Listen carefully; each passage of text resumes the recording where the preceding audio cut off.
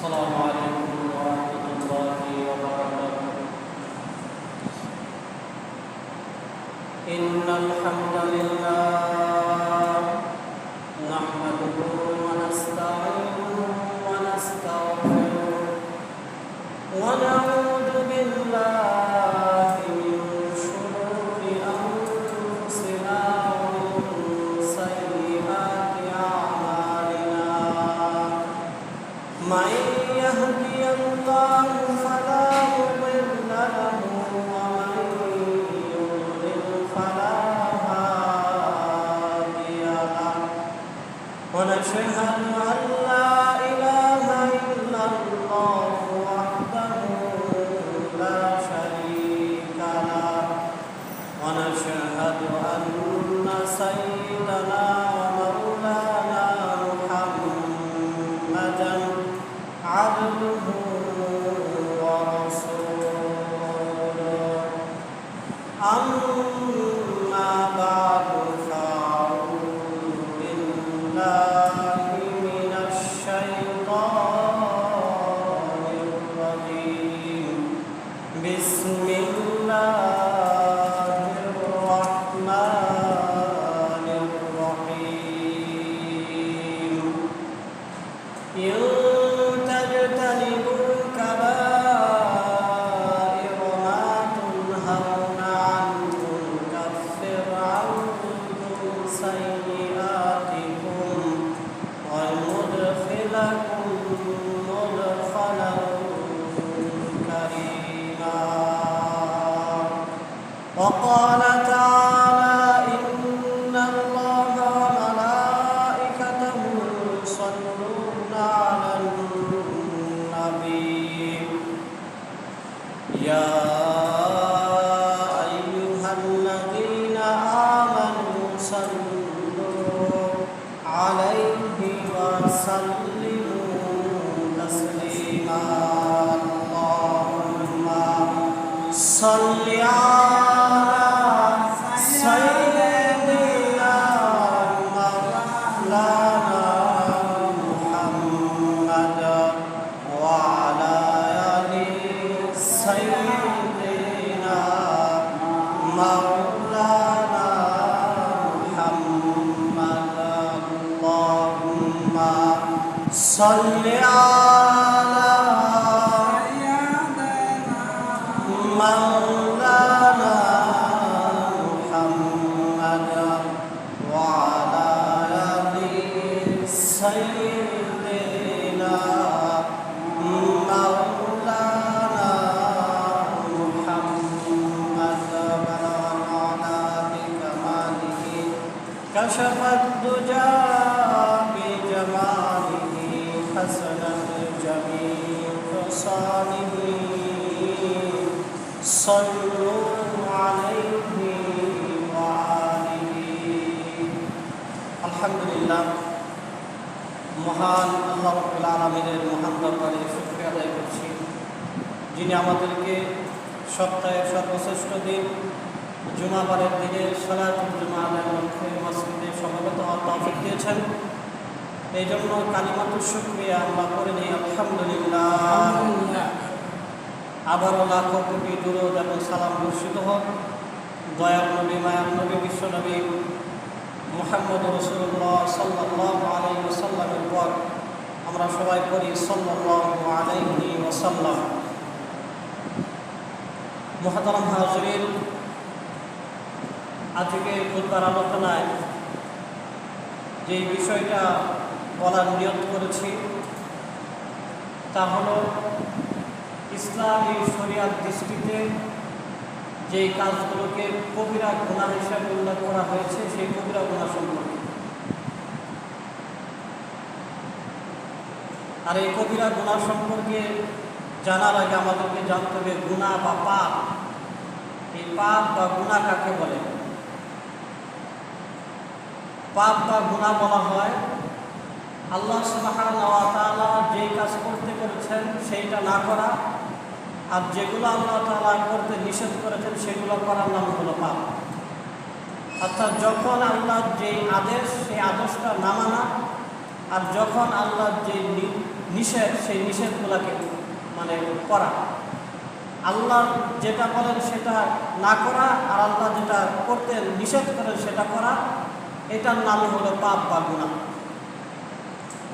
কোরআন এবং হাদিসের মধ্যে পাপ বা গুনাহ এই বিষয়টা বোঝানোর জন্য অনেকগুলো শব্দ ব্যবহৃত হয়েছে।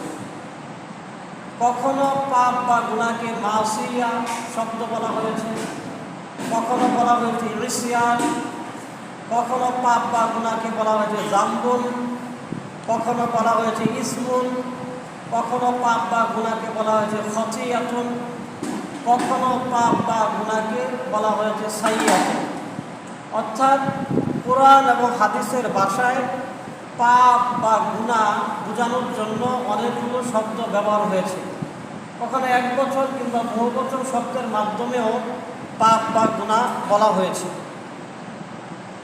এই পাপ বা গুনাহ আবার দুই ধরনের।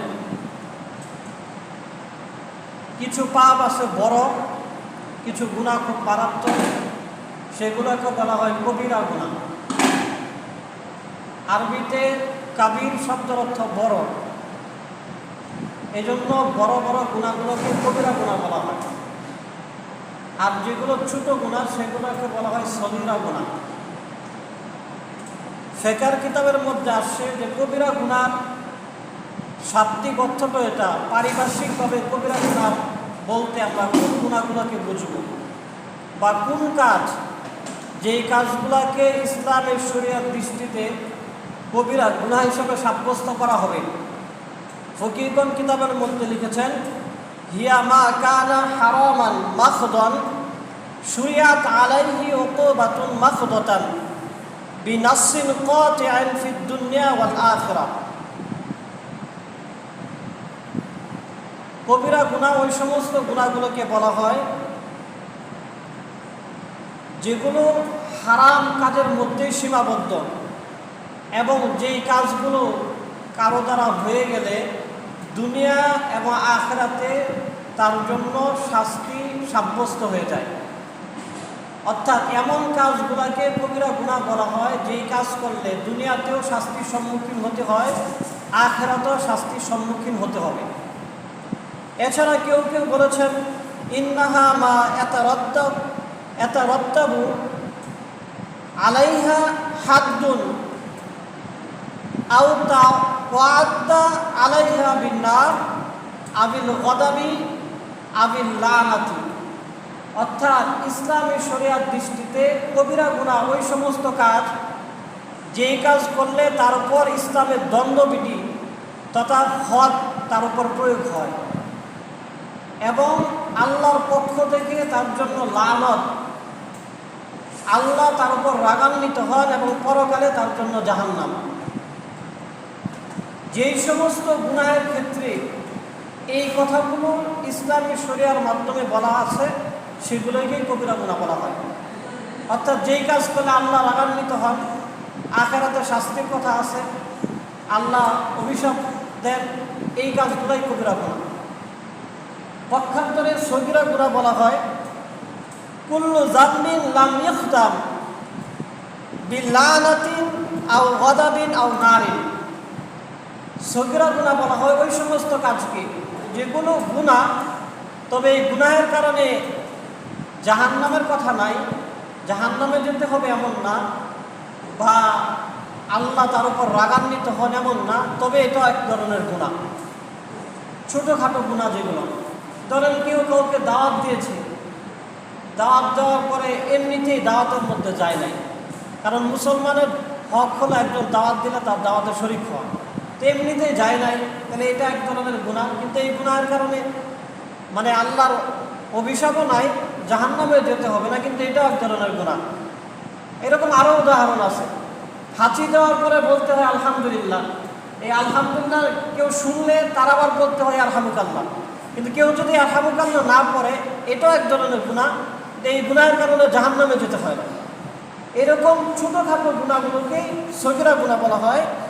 আর বড় বড় গুনাহগুলোকে যেগুলোর কারণে দুনিয়াতেও শাস্তি, যদি ইসলামী শরিয়াত থাকতো তাহলে শাস্তি হতো, আখিরাতেও শাস্তির সম্মুখীন হতে হবে, ওই সমস্ত কাজগুলোকে কবিরা গুনাহ বলা হয়।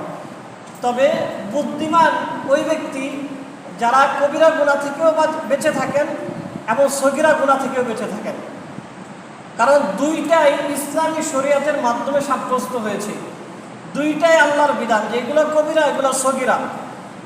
স্বাভাবিকভাবে ধরেন দেশের প্রধানমন্ত্রী কিংবা প্রেসিডেন্টের পক্ষ থেকে যদি কোনো নির্দেশ জারি করা হয় তখন সব কথাগুলোকে গুরুত্ব দিয়ে পালন করা হয়, কোনো কথাগুলোকে হালকা মনে করে ছেড়ে দেওয়া হয় না। অনুরূপভাবে কবিরা গুনাহ যেগুলো সেগুলো আল্লাহর বিধান, সগীরা গুনাহ যেগুলো সেগুলো আল্লাহর হুকুম। সুতরাং আল্লাহর হুকুমে যেমন কবিরা গুনাহ থেকে বেঁচে থাকতে হবে, অনুরূপভাবে আল্লাহর হুকুম পালন করার অর্থে সগীরা গুনাহগুলো থেকে বেঁচে থাকতে হবে। এখন আমাদের জানার বিষয় হলো যে কবিরা গুনাহ এটা তো অনেক বড় গুনাহ, মারাত্মক গুনাহ, যে গুনার কারণে দুনিয়াতেও শাস্তি হবে, আখিরাতেও শাস্তি হবে। এখন কি কি কাজ কবিরা গুনাহ সেগুলো যদি আমরা জানতে পারি তাহলে আমাদের জন্য সহজ হবে যে আমরা কবিরা গুনাহ কি কি জানবো, জানার পরে আমরা সেগুলো আর করবো না।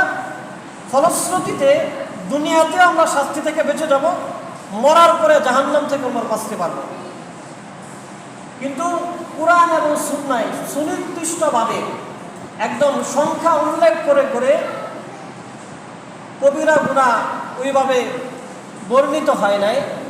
তবে আগেই যে বলা হয়েছে কিছু মূলনীতি দেওয়া হয়েছে যে যদি কোরআন এবং হাদিসের কোনো কাজের ব্যাপারে জানা যায় যে এই কাজ করলে আল্লাহ রাগ করেন তাহলে সেটা কবিরা গুনাহ। যদি কোরআন এবং হাদিসে বর্ণিত এমন কোনো কাজের কথা জানা যায় যে কাজ করলে আখিরাতে জাহান্নাম আছে সেটা কবিরা গুনাহ, এরকম মূলনীতি দেওয়া হয়েছে। তবে সাহাবায়ে কেরাম রাদিয়াল্লাহু আনহুম আজমাইনগণ কবিরা গুনাহের বিভিন্ন সংখ্যা উল্লেখ করেছেন। আব্দুল্লাহ ইবনে মাসউদ রাদিয়াল্লাহু আনহুমা তিনি বলছেন যে কবিরা গুনাহ হলো 4টি। আব্দুল্লাহ ইবনে ওমর রাদিয়াল্লাহু আনহু বলেছেন কবিরা গুনাহ হলো 7টি। আব্দুল্লাহ ইবনে ওমর ইবনে আস রাদিয়াল্লাহু আনহু বলেছেন কবিরা গুনাহ হলো 9টি। আবার কোন কোন সাহাবী বা কোন কোন ফকিহ বলেছেন যে কবিরা গুনাহর সংখ্যা হলো 11টি। তবে আবু তালিব মাক্কি রহমাতুল্লাহ আলাইহি ব্যাখ্যা সাপেক্ষে কতগুলা কবিরা গুনাহর কথা উল্লেখ করেছেন, যেগুলো তিনি বিভিন্ন সাহাবীদের মতামত থেকেই উল্লেখ করেছেন। আবু তালেব মাক্কি রহমাতুল্লাহ আলাইহি বলেন যে মানুষের অন্তরের সাথে সম্পৃক্ত কবিরা গুনাহ হলো 4টি, যেগুলো মানুষ অন্তরের মাধ্যমে করে, এমন কবিরা গুনাহ হলো 4টি। 1 নম্বর আশিরকু বিল্লাহ, আল্লাহর সাথে শরীক করা, এবং অন্তরের মধ্যে গুনাহ করার ইচ্ছা পোষণ করা, অর্থাৎ সুযোগে থাকা, সুযোগ পাইলে চুরি করা, সুযোগ সন্ধানে থাকা, মনে মনে গুনার ইচ্ছায় ঘোরা, যে সুযোগ পাইলে একটা গুনাহ করবে, এটা হলো মনের দ্বিতীয় গুনাহ। মনের তৃতীয় গুনাহ হলো যে কোনো অপরাধ বা গুনাহ করার পরে একদম আল্লাহর রহমত থেকে নিরাশ হয়ে যাওয়া, যে আল্লাহ মনে হয় জীবন আমার মাফ করতো না, এই নিরাশ হয়ে সে গুনার মধ্যে লিপ্ত হয়ে থাকা। অন্তরের চতুর্থ কবিরা গুনাহ হলো যে বেপরোয়াভাবে গুনাহ করতেই থাকা, যে আমি একদম আল্লাহর ধরা ছোঁয়ার বাইরে, আমি আর কখনো পাকড়া হব না, একদম সীমা লঙ্ঘন করে ফেলা, যে সে কখনো ধরা খাবে না, এরকম ইচ্ছায় মনের মধ্যে এরকম ইচ্ছা পোষণ করা যে আর আমাকে কেউ ধরতে পারবে না, আমি গুনাহ করলে আর ধরার কেউ নাই, দেখার কেউ নাই।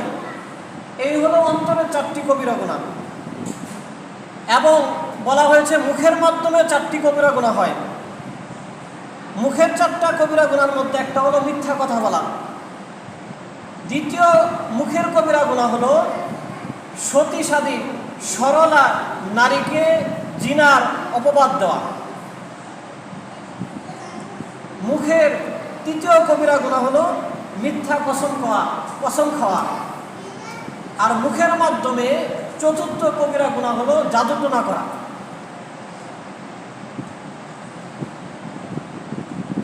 অনুরূপভাবে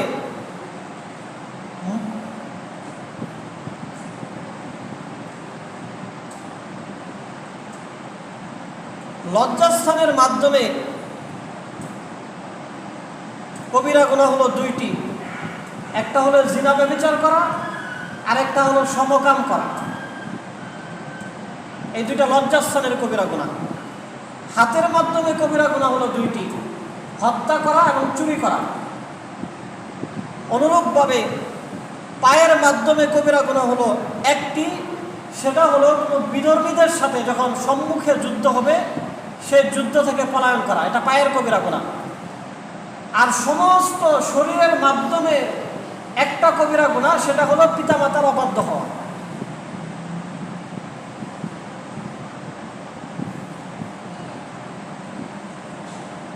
এবং খাবারের সাথে জিহ্বার সাথে সম্পৃক্ত কবিরা গুনাহ হলো তিনটি। এক নম্বর হলো সুদ খাওয়া, দুই নম্বর হলো মদ খাওয়া, তিন নম্বর হলো এতিমের সম্পদ খাওয়া। এটা হলো মুখের কবিরা গুনাহ। মোটামুটি আবু তালিব মক্কি রহমাতুল্লাহ আলাইহির এই কথাগুলোর মাধ্যমে বড় বড় কবিরা গুনাহ সবগুলোই চলে আসে। তবে বিভিন্ন তাফসীরের কিতাবের মধ্যে একাধিক সাহাবী থেকে এইরকম বর্ণনা পাওয়া যায়। বিশেষভাবে আব্দুল্লাহ ইবনে আব্বাস রাদিয়াল্লাহু তাআলা আনহু থেকে এরকম কিছু বর্ণনা পাওয়া যায় যে কবিরা গুনাহর সংখ্যা হলো 70টি। তো মুহতারাম হাজরিন, আমি এইরকম খুঁজে খুঁজে কিছু কবিরা গুনাহ নোট করেছি। এজন্যই করেছি যে আমরা যদি কষ্ট করে কবিরা গুনাহগুলো থেকে বেঁচে থাকতে পারি, সগীরা গুনাহগুলো আল্লাহ তাআলা এমনিতে মাফ করে দেবেন। একটা থেকে বাঁচতে পারলে যদি অন্যটা এমনিতে আল্লাহ দয়া করে মাফ করে দেয়, তাহলে ওইটা থেকে তো বাঁচা দরকার। এজন্য ওইগুলা থেকে বাঁচতে হলে ওইগুলো আগে জানতে হবে যে কোনটা কবিরা গুনাহ, তখন তো বাঁচা যাবে। যেমন সূরা নিসার 32 নম্বর আয়াতের মধ্যে আসে, আল্লাহ সুবহানাহু ওয়া তাআলা বলেছেন যে ইন তাজতানিবু কাবায়িরা মা তুনহাউনা আনহু নুকাফির আনকুম সাইয়্যাতিকুম। যদি তোমরা বড়গুলো থেকে বাঁচতে পারো, বড়গুলো বলতে কবিরা গুনাহ, তোমরা যদি কবিরা গুনাহগুলো থেকে বাঁচতে পারো, নুকাফির আনকুম সাইয়্যাতিকুম, তাহলে তোমাদের ছোটগুলো যেগুলো সেগুলোকে মাফ করে দেওয়া হবে। ওয়ানুদখিলুকুম মুদখালান কারীমা, এবং তোমাদেরকে আমি সম্মানের স্থানে পৌঁছে দিব, প্রবেশ করাবো, অর্থাৎ জান্নাত দান করব। তাহলে সূরা নিসার এই আয়াতের মাধ্যমে আমরা এটা জানতে পারলাম যে কবিরা গুনাহ থেকে যদি বাঁচতে পারি, সগীরাগুলো আল্লাহ মাফ করে দিবেন আর আমাদেরকে জান্নাত দিবেন। অনুরূপভাবে সূরা নাজমের 32 নং আয়াতের মধ্যে আল্লাহ 37 নং আয়াতের মধ্যে আল্লাহ সুবহানাহু ওয়া তাআলা বলেছেন যে আল্লাযীনা ইয়াজতানিবুনা কাবাইরাল ইসমি ওয়াল ফাওয়াহিশা ইল্লাল লামাম। আল্লাহ সুবহানাহু ওয়া তাআলা বলেন, যারা কবিরা গুনাহ থেকে বাঁচে এবং অশ্লীলতা থেকে বেঁচে থাকে, ইল্লাল লামাম, যদিও ছোটোখাটো কিছু গুনাহ তাদের দ্বারা হয়, ছোটোখাটো কিছু পদস্খলন তাদের মাধ্যমে হয়ে যায়। ইন্না রাব্বাকা ওয়াসিউল মাগফিরা, নিশ্চয় তারা যেন জেনে রাখে যে আল্লাহ দয়া অনেক প্রশস্ত। হুয়া আ'লামু বিকুম, তিনি তাদের সম্পর্কে জানেন। হুয়া আনশাকুম মিনাল আরদি আজিন্নাতুম ফি বুতুনি উম্মাহাতিকুম, যেই সময় আল্লাহ সুবহানাহু ওয়া তাআলা মাটি থেকে তাদেরকে বানিয়েছেন, ওই সময় থেকে নিয়ে যখন সে মায়ের গর্ভে ব্রণ আকারে ছিল, ওই সময়গুলো সম্পর্কে আল্লাহ তাআলা অবগত। ফালা তুযাক্কু আনফুসাকুম, সুতরাং তোমরা নিজেদেরকে নিয়ে বেশি গর্ব এবং দম্ভ করো না, নিজেদেরকে অনেক বেশি পবিত্র মনে করার কোনো সুযোগ তোমাদের নাই, কারণ তোমাদের ইতিবৃত্ত সব কিছু আল্লাহ ভালোভাবেই জানেন।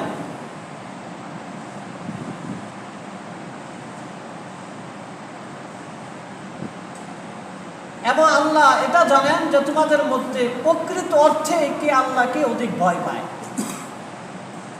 তাহলে সূরা নাজমের এই 32 নং আয়াতের মাধ্যমেও আল্লাহ সুবহানাহু ওয়া তাআলা আমাদেরকে এটা জানিয়ে দিলেন যে কবিরা গুনাহ থেকে বাঁচতে পারলে, অশ্লীলতা থেকে বেঁচে থাকতে পারলে, যদিও ছোটোখাটো গুনাহ কিছু হয়ে যায়, সেগুলো আল্লাহ তাআলা মাফ করে দিবেন। এই কথাটা আল্লাহ সুবহানাহু ওয়া তাআলা সূরা শুআরা 37 নং আয়াতের মধ্যে বলেছেন।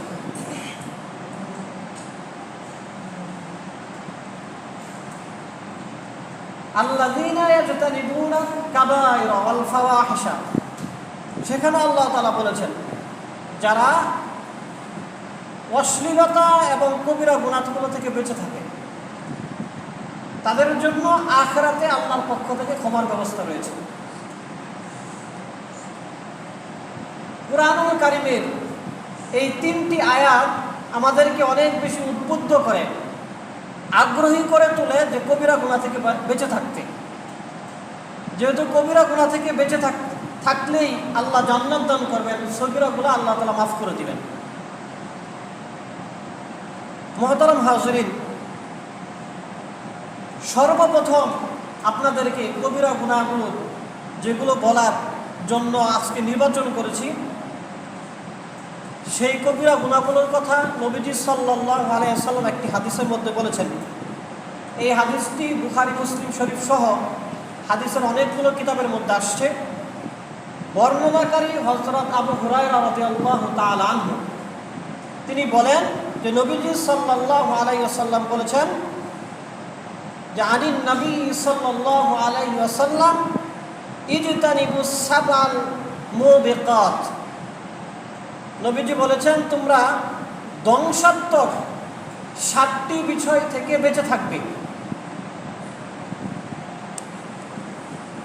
এখানে মুবিকাত বা মুবাকুন শব্দ, এটার অর্থ হলো ধ্বংসাত্মক, যেই কাজগুলো আমাদের ধ্বংস করে দেবে। ব্যাখ্যার মধ্যে আসছে, মুহাদ্দিসিনে কেরাম ব্যাখ্যা করেছেন আল্লাহ নবী সাল্লাল্লাহু আলাইহি ওয়াসাল্লাম যেই 7টা বিষয়কে ধ্বংসের কারণ হিসেবে উল্লেখ করেছেন, সেই 7টা বিষয় হলো কবিরা গুনাহের মধ্যে অন্যতম বড় বড় কবিরা গুনাহ। কেননা এরকম অন্য একটা হাদিস পাওয়া যায় নাসাই শরীফের মধ্যে, সেখানে বলা হয়েছে আল কাবাইরু শিরকু বিল্লাহ ওয়া কতলুন নাফস, যে সবচেয়ে বড় কবিরা গুনাহ হলো আল্লাহর সাথে শিরক করা এবং অন্যায়ভাবে মানুষ হত্যা করা। আর আগের হাদিসে নবীজি যে ধ্বংসাত্মক 7টি জিনিস থেকে বেঁচে থাকতে বলেছেন, সেই 7টির মধ্যে এগুলো রয়েছে। এবং অপর এক বর্ণনা যেটা নাসাই শরীফ এবং তাবরানী শরীফের মধ্যে আবু সাঈদ এবং আবু হুরায়রা রাদিয়াল্লাহু আনহুমা থেকে বর্ণিত হয়েছে, নবীজি সেখানে বলেছেন মা মিন আবদিন ইউসাল্লিল খামসা ওয়া ইয়াজতানিবুল কাবায়িরাস সাবআ, যদি কোনো বান্দা 5 ওয়াক্ত নামাজ আদায় করে এবং 7টি বিষয় থেকে বেঁচে থাকে, ইল্লা ফুতিহাত লাহু আবওয়াবুল জান্নাহ, এমন ব্যক্তির জন্য জান্নাতের সবগুলো দরজাকে উন্মুক্ত করে দেওয়া হবে। এই হাদিসে যে 7টি বিষয় থেকে বেঁচে থাকার কথা বলা হয়েছে, পূর্বের হাদিসে নবীজি ওই 7টি বিষয়কে ধ্বংসাত্মক বিষয় হিসাবে উল্লেখ করেছেন এবং বেঁচে থাকতে নির্দেশ দিয়েছেন। সেই 7টি বিষয়গুলো কি কি সাহাবায়ে কেরাম নবীজিকে জানতে চেয়েছেন, নবীজিকে প্রশ্ন করেছেন সাহাবায়ে কেরাম যে ক্বালু ইয়া রাসূলুল্লাহ ওয়া মা হুন্না, ইয়া রাসূলুল্লাহ আপনি যে ধ্বংসাত্মক 7টি বিষয় থেকে আমাদেরকে বাঁচতে বলেছেন, সেই ধ্বংসাত্মক 7টি বিষয় কি? তখন নবীজি সাল্লাল্লাহু আলাইহি সাল্লাম বলেছেন আশিরকু বিল্লাহ, সর্বপ্রথম হলো আল্লাহর সাথে কাউকে অংশীদার করা। ওয়াসসিহরু, দ্বিতীয় নাম্বার হলো জাদুটোনা করা। ওয়া কতলুন নাফসিল্লাতী হারামাল্লাহু ইল্লা বিল হক, তৃতীয় নাম্বার হলো অন্যায়ভাবে কোনো মানুষকে হত্যা করা। চতুর্থ নাম্বার হলো ওয়াকলুর রিবা, সুদ খাওয়া। পঞ্চম নাম্বার হলো ওয়াকলি মালিল ইয়াতীমি, এতিমের মাল ভক্ষণ করা। এবং পঞ্চম নাম্বার হলো ওয়াতাওয়াল্লিল ইয়াউমা যাহফি, যখন প্রবল বেগে যুদ্ধ শুরু হয়ে যায় সেই যুদ্ধের ময়দান থেকে পলায়ন করা। এবং 7ম নম্বর হলো ওয়াকযফুল মুহসানাতিল মুমিনাতিল গাফিলাত, সরলা অবলা সতীসাধী নারীকে জিনার অপবাদ দেওয়া। এই 7টা হলো ধ্বংসাত্মক কাজ, যেগুলো থেকে নবীজি বেঁচে থাকতে বলেছেন, এবং এই 7টাই ইসলামী শরীয়তের দৃষ্টিতে এক একটা কবিরা গুনাহ।